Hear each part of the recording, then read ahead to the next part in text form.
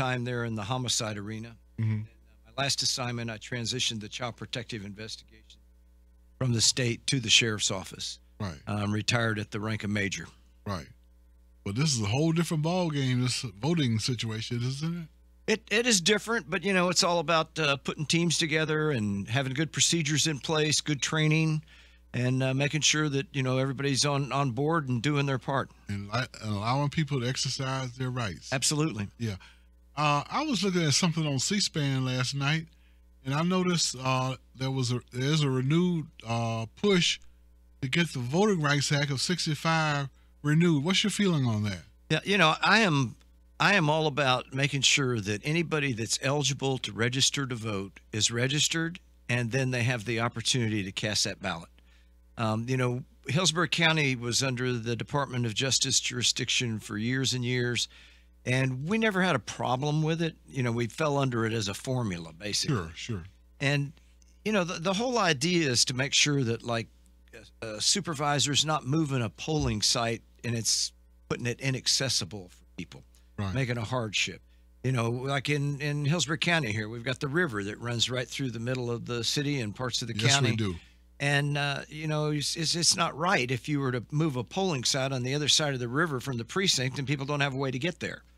Yeah. That's why, you know, we're just really in tune when we look at the precincts and polling sites, what the transportation needs are in that community, what natural barriers might prevent people from getting to that polling site. It's all about accessibility. Absolutely, making it accessible. Right. I remember your phone number from way back when I ran for office for the school board back in '94, 272-5850. I ran for the school board. I finished last in a field of, I think, 13 candidates. Got 5,000 votes. I was proud of that. And 272-5850 is where you can call. And that's where I've been directing some people to call who have been, let's say, disenfranchised, those people who were ex-felons. Tell us about Amendment 4 and how, what are you doing for those folks who are registering for the first time in their lives, some of them? Yeah, so that was just a great opportunity that Amendment 4 passed. By 60%, I think. It passed by 64%. Yes. In the statewide, it's 67% in Hillsborough County. And, you know, my office has been working for several years with the ACLU and with the Rights Restoration Coalition. Sure. And trying to make sure that, you know, people were on the right path to be able to get their rights restored. This amendment certainly sped that up for many people. I can tell you that January 8th, we had a tremendous turnout for one day. Now, that turnout's continued, but it really spiked for the day. We had over 450 people that registered to vote on January 8th. Now, that's important because if you just multiply out the whole month, you know, we have a decent month, but that's about 4 times what would come in on one day. Pretty big crowd for one day. Yeah, we had a good day. And what did they have to bring with them in order to prove they were who they said they were? So to register in Florida, there's 2 ways. You can either register in person and fill out the paper application, or you can register online. So if you come into one of my offices and you get a paper application, what we're going to need is a Florida driver's license or ID number or the last 4 of your Social Security number. And that's so the state can make a match on it. If you go online to do that registration, which is a very easy way to do it, you have to furnish a Florida driver's license or a Florida ID card and the last 4 of your social, again, to ensure that the state's making the right match on the right person. Right. And I noticed since I get my automatic, let's say my ballot sent to me by mail, by absentee, I sign my name with my middle initial on my registration form. And that's the way it comes in the mail, my middle initial and my first name and my last name. So that's the way I'm to sign my ballot, right? Well, you know, we've got several signatures on file from you when you registered to vote, maybe when you requested a ballot in writing one time. Back in the day. Plus, yeah, we've got a lot of different signatures. But, you know, it's kind of interesting what I tell people now, because we like vote by mail. It's a great opportunity. You know, we're going to mail the ballot to you. You've got time to research candidates, research issues. And then when you're finished, you seal it up, sign it, drop it in the mail. We pay the return postage. Yeah, that's a pretty good deal. So, but and it's so simple. Daryl, I wanted to let you know, and the rest of the listeners know that I go to the Supervisor of Election Service Center on Gun Highway. That's where I take my ballot.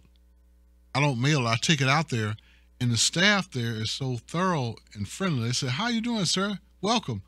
And I pull out my ID, and I have my ballot completed with all my selections. And then they should say, "You need to put it in this sleeve. It's privacy sleeve." And then you actually put it into a box. I put it in the box. Yeah.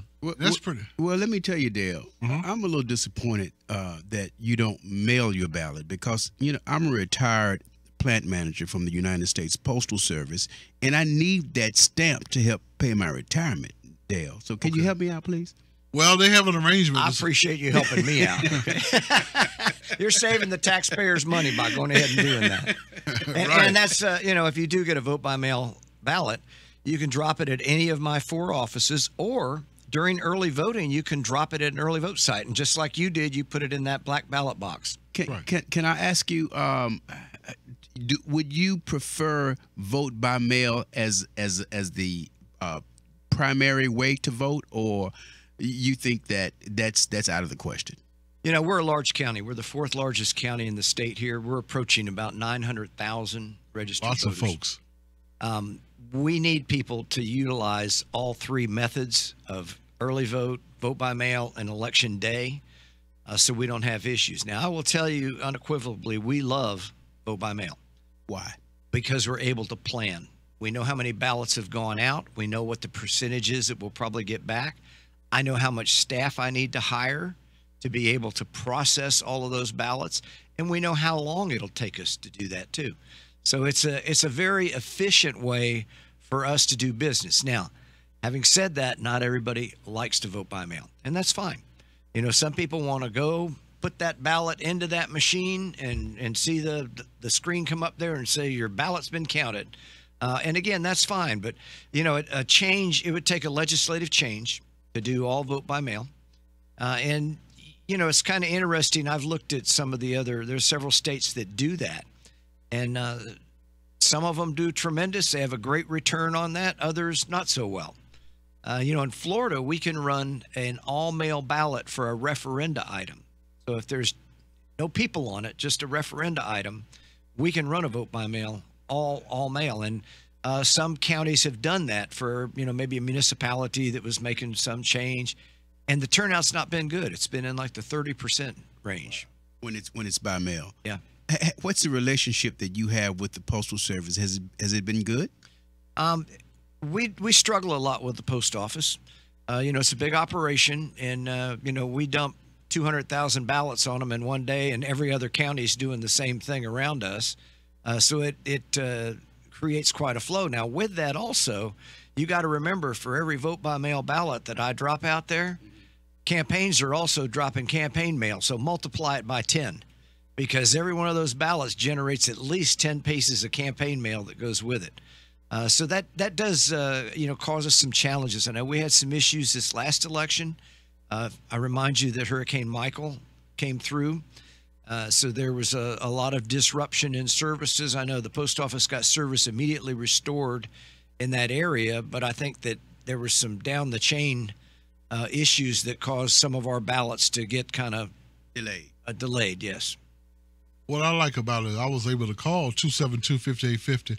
I said, I want to confirm my vote by mail and my ballot was counted. And they put me on hold for a minute. And they came back in a couple of minutes and said, sir, at 1:31 p.m. on such a date, that's when your ballot was counted. And you can actually go on my website and track your ballot back to my office. What's the website? VoteHillsboro.org.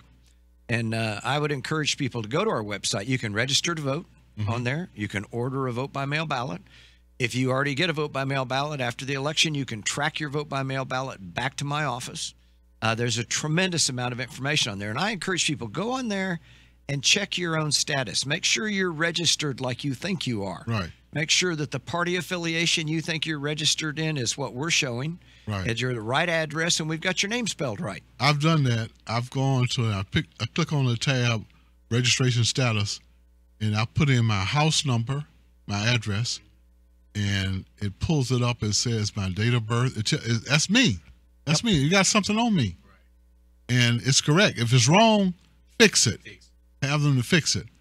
And I want to go over some glossary of terms. What does it mean by vetting a candidate? You were vetted. People vetted you. Vetting a candidate? Yeah, I mean, it's just people are doing their due diligence, that they're looking to see if the candidate's doing what they said they did, and if they're being truthful. You know, did they graduate from the college they say they went to? Things like that. All right. And also the importance of completing the ballot. I heard about that on C-SPAN. Don't just vote for president, vice president, and, you know, top players, so to speak. Vote for the Soil and Water Conservation District. I don't know those people. Yeah. But vote for them. Vote for somebody. You know, one of the things, and it's interesting you bring that up, because we have what we call a drop-off, where somebody will come in a presidential year and a gubernatorial year too, and they'll just vote for the president and then nothing else. And I tell people all the time, why'd you even bother? The people in your local races, your county commissioners, your school board, these are the people that are affecting your pocketbook, because they're the ones with taxing authority. Sure. You know, now, yeah, you may have some federal issues to deal with there, but, you know, whether you got the potholes fixed and whether they're continuing to up the millage rate, you know, what the school board millage rate is each year, that's all local. And that's why I encourage people, you know, get out there and have that voice, because you know what? If you don't, you're leaving it up to everybody else to make that choice for you. Right. Voter suppression. What is that? Yeah. You know, I got to tell you, I don't know, because I fight hard every day to make sure that every eligible voter is able to cast a ballot. We work towards that day in and day out. There's some areas around the country where there's been accusations. I think a lot of it has to do with, for instance, what type of voter ID law you may have. Florida, we've got a great voter ID law. There's about 14 different kinds of identification that you can provide. Some states require only a government-issued ID, and it might be difficult for some people to get to a government agency to get that ID. But in Florida, you know, we've got just a really great law, I think. And, you know, I hear people all the time, well, you know, you have to show an ID to get on an airplane. Well, you have to show an ID to vote in Florida, too. It's just one of a whole lot of different types of identification. Because we don't want voter fraud. That is correct. We don't want voter fraud. We don't want people voting more than once, and we want people voting appropriately. So you're right. Have we had any voter fraud in Hillsborough County? You know, I've been looking for quite a while now for fraud and suppression, and I'm still looking in Hillsborough County. So, you know, we're so automated. It's like you were talking about your vote-by-mail ballot. On that vote-by-mail ballot envelope, there's a barcode on there. Sure it is. And we register that barcode going out, and as soon as we get your ballot back, it's going to cancel your ability to go to an early vote site or election day. We know you've already turned your ballot in. Same way, if you go check and balance. I'm sorry? It's a check and balance system. Oh, yeah. If you go early vote, we're going to show you voted already. And if you try and turn in your vote-by-mail ballot there, not so fast. It's going to go right out the end into the garbage can. So it's, you know, you're only going to have one vote that's going to be counted. There's really there is a 99.99% chance of people not being able to vote more than once. It's extremely difficult. You know, I've had cases where somebody has alleged that somebody might live out of state and they're still registered here and they're getting a vote-by-mail ballot from us and they're voting, you know, whatever. And I've contacted you know, my counterparts in these different places, and it's not happening. So it's really a waste of time, money, energy, resources and resources for us to even be discussing. I don't care what party you're with. It's just a waste of our time. I can't remember, the Brennan Center did a study a while back, and I mean there has been a couple cases over the years of voter fraud where somebody has voted twice, usually in a different state. Yeah, usually in a different state, but out of the millions and millions and millions of ballots cast nationwide, you know, the numbers I think is in the teens or something like that. It's a small amount. Gerrymandering, what's that? Yeah, so gerrymandering is a term that's been around for a long time, and it has to do with how lines are drawn for different candidates generally. Sometimes it can be for precincts also, though, that, you could move up the lines around a precinct.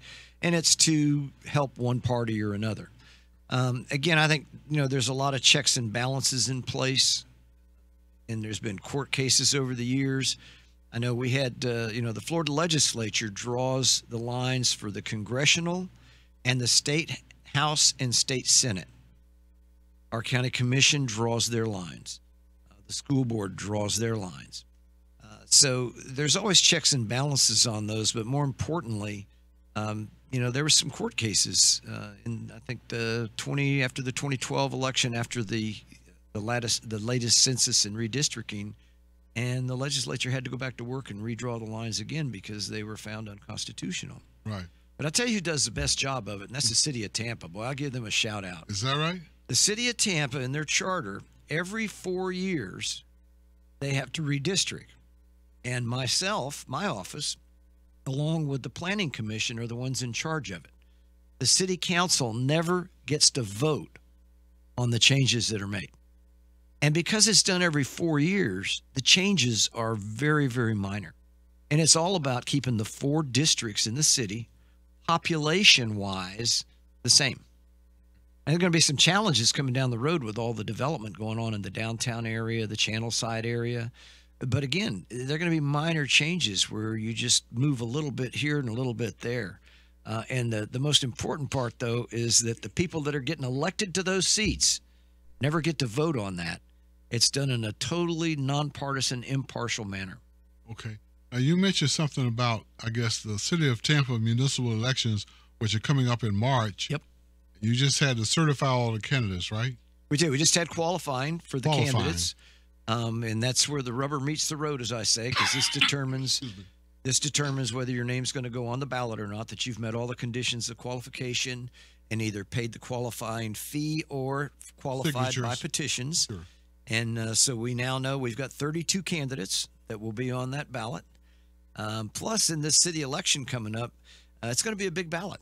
It's going to be a 2-page, both sides, 4 sides, because the city also has 18 charter amendments that'll be on this ballot. And they're very minor. It's what we would call a cleanup, where they've gone into the charter and they've cleaned up some of the language in it.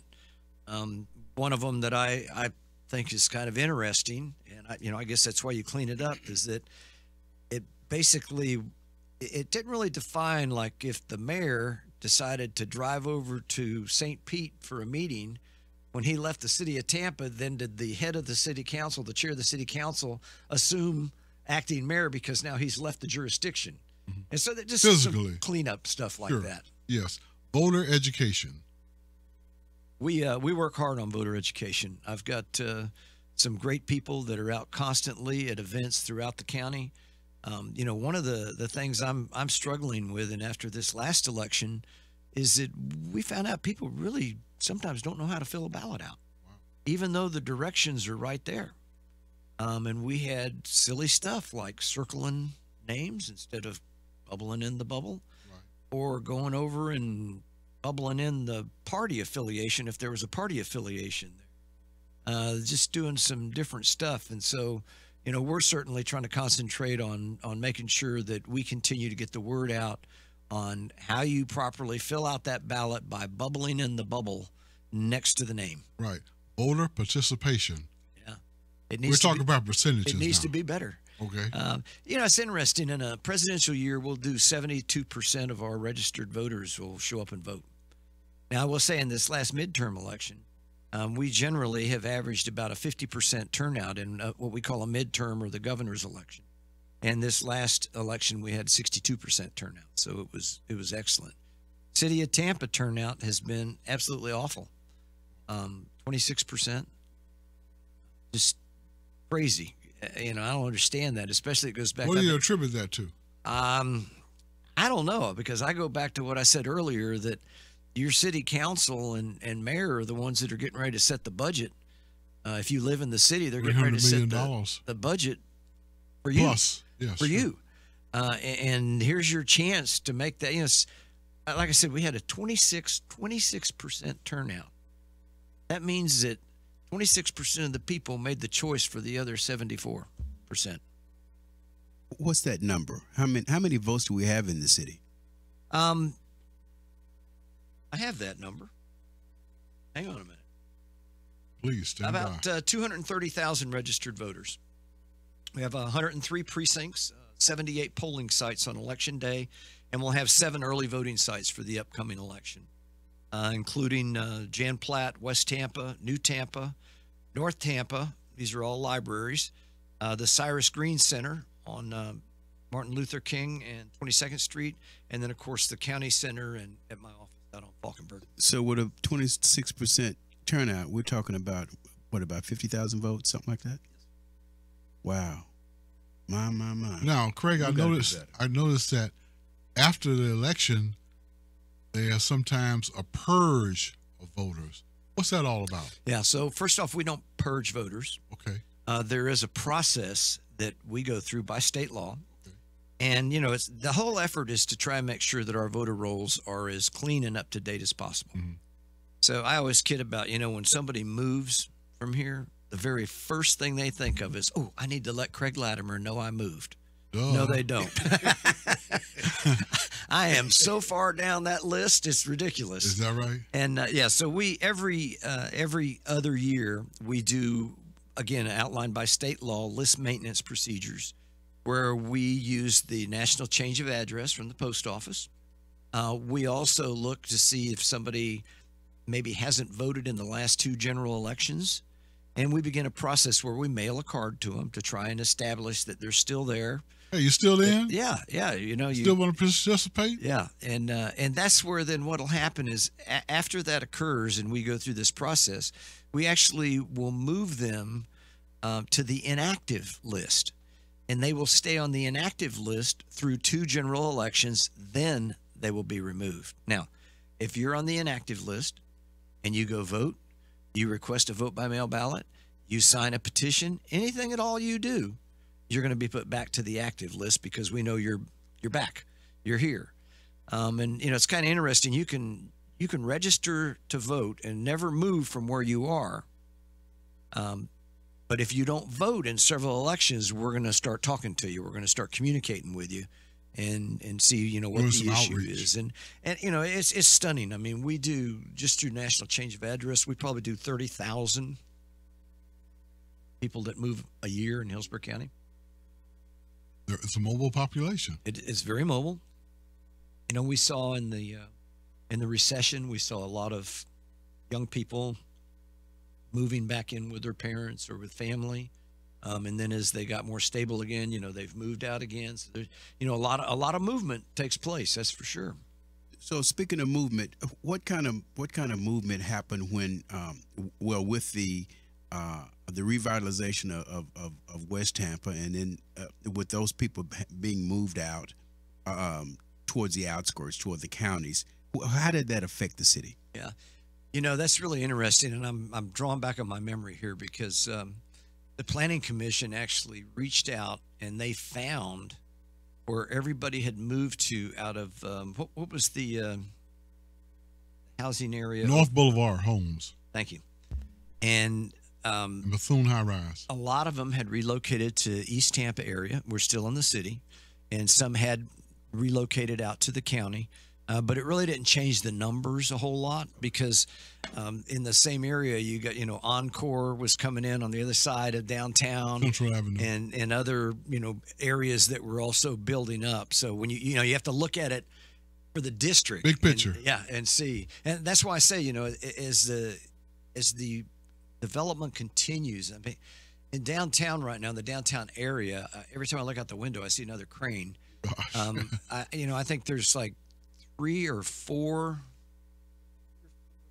high rises that are in the process of going up right and then now. you have Water Street. And I'm not even counting that yet. And you're going to have that whole Water Street project. So, there's a lot of development that's going on. I mean, the city's booming. There's a lot happening, and it'll affect us as we move forward. As you mentioned, I worked for the sheriff's office for 35 years, and I certainly spent time down in the southeast portion of the county, and it was mainly orange groves and pasture. Sure. And now it's houses. Ruskin, And- Riverview, Wimauma. Oh my gosh, it's unbelievable. I mean, I can't believe And the the building accompanying is traffic. taking place down there. Yeah, and the accompanying traffic. You know, you got Fishhawk area down there. Fishhawk was my largest precinct. I had like 12,000 people in that precinct. I had to split it because it was just unwieldy. But you know, that's 12,000 registered voters. That's not even number of population. Right. Now, unlike we often hear, we did hear Palm Beach, Dade, and Broward County, and we heard on the news about the recounts. I haven't heard any controversy in Hillsborough County about recounts. No, we had a good session. You know, we were able to account for everything. It went smoothly with us. It's a lot of work, I can tell you that. You know, we had 597,000 people voted. We had a 2-page ballot.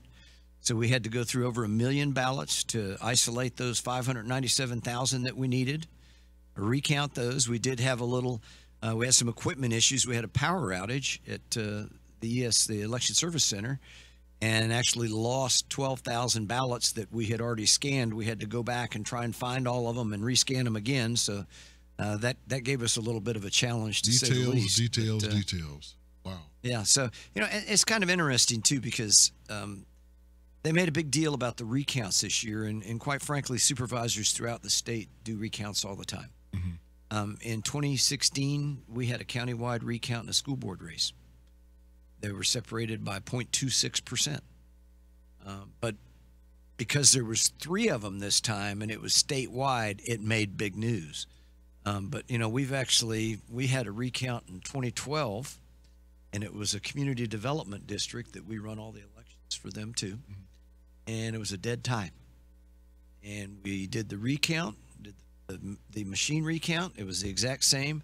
Did the manual recount, it was the exact same. And so then you go to state law again, and state law says that you draw lots. And we flipped a coin to decide who the winner was. Greg, if you wanted people to know 2 things about your office, what would those 2 things be? Number one is we're here to serve the people, most importantly. And if you've got a question or you've got any issues, call our office, contact us. We're going to get the answer for you. We're going to make sure that if you are eligible to be registered to vote, you're going to be registered, and then we're going to encourage you to get out and vote. Now, you heard me mention the name Jerry Kramer earlier as the Lone Ranger. I bet you if you, she's probably one of the ones who helps to maintain the FAQs, frequently asked questions and answers on your website.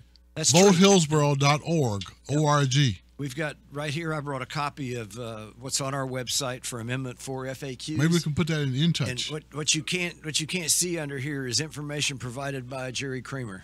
Okay, the fine print. Aha. Jerry does a tremendous job of keeping our website up. She's my director of communications, and she does a tremendous job in communicating with the public and our voters at large out there. Yeah, she even vets the people who interview you, Greg, which is good. Well, I'm glad we came up to the mark, Jerry. So I'm inviting you to collaborate with us and get with us. In Touch News has been around for the past 20. This is our 23rd year. So we do print, we do About radio, once a month. website, social media. So please, let's make it happen and get the word out for Greg. Greg, we thank you so much for being on our show today. Can you think of anything else that we may not have covered that you wanted people to know but were afraid to ask? You know, we talked briefly about Amendment 4, and I would encourage people to go to our website at votehillsboro.org and look at that frequently asked questions document that's there. We've got 3 numbers on there that can assist you if you have a question about whether or not you have met the conditions of your sentence. The Florida Rights Restoration Coalition is the first one on the list. They will help you. The clerk's office, and you can go to the clerk's office of whatever county you live in or where you had a conviction, and they can help you ascertain if you have completed all the conditions of your sentence. And lastly, the Department of Corrections. But look at that, and if you got a question about it, settle that question. Don't come down or don't go online and sign an application, because it's actually an oath that you're signing, Right. and put yourself in jeopardy. Okay. Make sure that you have completed everything, because we want you to register, and we more importantly want you to come out. Okay. And if you've had a capital offense like murder or something like that, don't bother. That is correct. But now someone that has been convicted of murder or a sex crime, sexual offense, they can go through the regular restoration process with the clemency board. I see. So I mean that is still out there. And the state cabinet serves as a clemency board. They do. They do, and it's been kind of an archaic process that they've been going through. You know, I tell people, some of the people have talked about Amendment 4. You know, what about this? What about that? You know, the one-offs.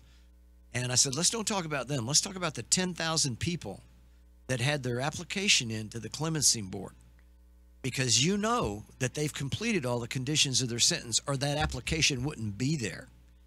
So you know, and I know a lot of people that didn't even go through the process because it was just a hassle. It was kind of like, you know, why bother? I'm running into one more brick wall because of this. And you know, we had people on January the 8th that brought paperwork with them, and we don't even need to see that paperwork. You know whether you've completed the conditions of your sentence or not. I feel very strongly about that. If you were sentenced for a felony, you know whether you've completed the conditions of that sentence. Yeah, what about those people on probation and parole? What if that time is not up yet? If you're on probation and parole, you have not completed your sentence. Okay. You know, until it's over in real time. Yeah, I mean, and that's why I say if somebody's in that system, they know whether they've completed those conditions because they're not reporting to a probation officer. They've paid fines. Restitution. They've paid restitution. You know, whatever it may be, they've taken care of that. Okay, real good. Is that a fair number to give out, 272-5850? Actually, we use 744-5900. That number actually rings to our main number. But we use 744-5900 is a great number to call our office. And again, go to our website, votehillsborough.org. There's just an absolute wealth of information on our website. Okay. Craig Lattimer has been our guest on this portion of program, Issues and Answers. Daryl, anything else you can think of? I'd just like to invite him back out. Perhaps if time permits, we have a political talk show. It's called Straight Up the Middle. It's a Republican, a Democrat, and an independent that hosts the show on Saturday at 10 o'clock in the morning. So perhaps. Well, I will tell you that, you know, there's politics and there's elections. My office runs elections. We don't run politics. Like that. Way to go out. That's good. Okay. Thank you so much for being on our show. Thanks for having me. I really appreciate it. We thank you. We'd like you to come back prior to the March municipal election for the city of Tampa to remind people again about what to do, and do they have all their ducks in a row, so to speak. And well, let's try and make it sometime before February 25th, because that's when early voting starts for the city of Tampa. And one more point, you still have time to register to vote. If you live in the city, you still have time to register to vote in the upcoming election. You must be registered by February 4th. February 4th. Yeah, so that's an important date and information to get out there to people. Okay, all right. Right. Jerry Greene.